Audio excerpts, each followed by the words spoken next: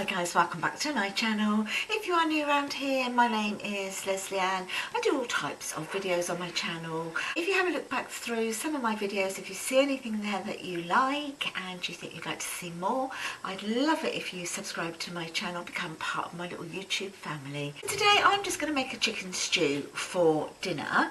I just thought I'd share it with you. One of the things I really enjoy doing on my channel is cooking, home cooking, and sharing some of that with you. So I'm going to start by showing you what I'm putting in my chicken stew today, and I'm going to be doing it in the slow cooker. So I'm going to be using up the rest of these carrots that I've got. Onion, there's this onion, but I've got some more onions in here that I'll be using. I've got some more onions here. Not the garlic, that's not going in. I've got a swede, that's going to go in. Parsnip, a couple of parsnips are going in. Potatoes are going in.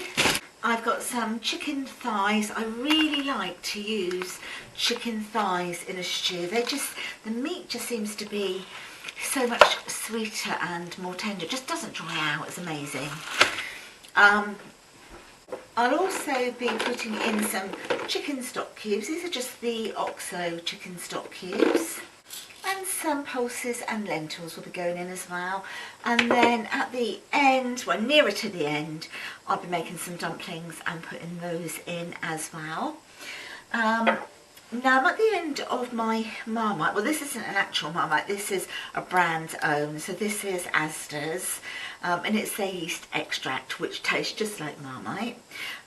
This has actually finished, it's empty, but there is a little tiny bit left in there, inside the jar, that you just can't get out. So what I tend to do is, if I have anything like this, I just put some hot water in, give it a shake, and that will go in just to give it that little bit more flavour, and you've just used the last remaining bit that you can't get out with a knife. Okay, so when I start putting this all together, I'll come back. If you see me looking a little bit cack-handed, if you're new to my channel, I've actually got broken humerus. I was actually due to have surgery eventually after 9 months on the 20th of this month, but obviously everything that's going on in the world right now, that's not happening. So yeah, I look a bit very awkward, find things a bit difficult. Sometimes I can't do it and I have to get my husband to do it for me, but anyway, let's have a go, shall we? Right, first things first, I'm just going to put some potatoes into the slow cooker. These are pre-washed. I will give them a rinse, but I'm not going to peel them at all because they're so small. So just popping some potatoes into the colander ready to wash.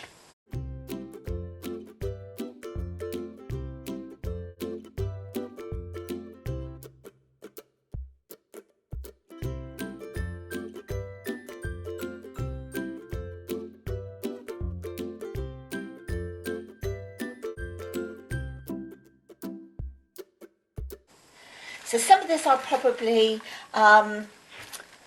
time-lapse through so it goes quick for you, otherwise you're going to be here for ages with me.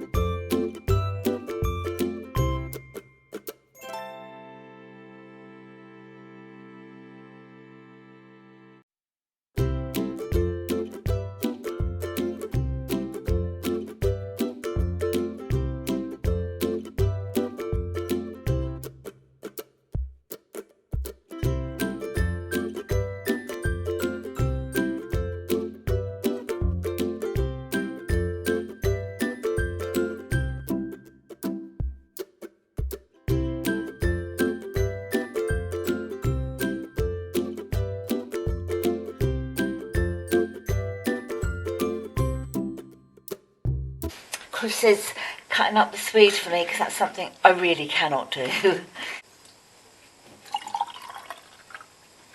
that enough, swede? Or do you want a bit more? Let's have a look. That's enough.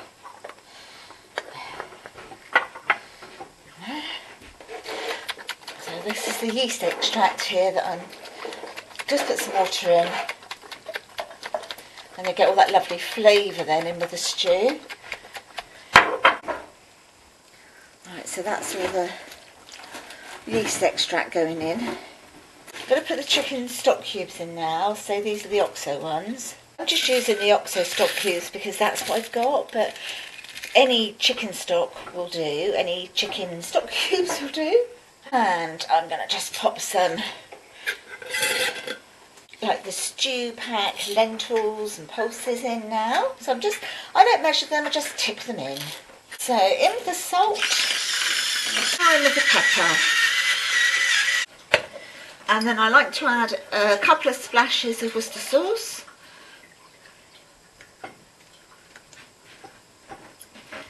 And I'm going to pop some water in it now and just leave it on low for the rest of the day. Right. Wipe up my worktop, clean that back up. There we go. This jug full of water in. Bearing in mind you're going to get a lot of liquid from your vegetables, but there is quite a lot of stuff in here. So this is what I'm going to put in, and then throughout the day I will check it. If it needs any more, then I'll put some more in there. And also bear in mind it's going to have some dumplings that will thicken it up anyway. So let's get this water in. There we go. Give it a good old stir now. It looks like there's quite a lot of water in it, but as I say, once I get the dumplings in, once all the pulses and the lentils have swollen, then that absorbs a lot of the water. So I'll just keep my eye on it because I'm not going anywhere. But for ease, it was just easier to get a nice stew on today. And that's it. That's it, guys. It's on. As I come and check it throughout the day, I'll show you what it's looking like when it comes to putting like the dumplings in and everything. And of course, when I dish it up. But I'll show you what it looks like in my slow cooker. Right, there it is. Look, you can see just how nutritious that looks. All those lovely, vibrant vegetables in there. And the chicken. Yeah, can't wait to get this on its way. So easy. So economical as well. Yeah, so it's on. I'll be back a bit later. Yeah, here we go. So I'm back to show you. Oops, if you can see that, the chicken stew. So it's all ready for me to just put the dumplings in now. So I've made the mix here. It literally is just self-raising flour, water, and a little tiny bit of baking powder. I just don't like fuss over it too much, and they work every time. So I'm going to pop those in a minute. There are, so the dumplings are all in, so I'm going to pop the lid on, leave it for about 30 minutes, and then that's going to be good. My lovelies, so it's all done, it's all dished up now. Cannot wait to get into this. So you can see my dumplings there, and there's some left. We'll either have it as a stew tomorrow, or I might just zap it up and turn it into a soup. I hope you've enjoyed this video. If you have, please give me a nice big thumbs up, like and subscribe, and I'll see you guys in the next one. Take care of yourselves. Bye for now.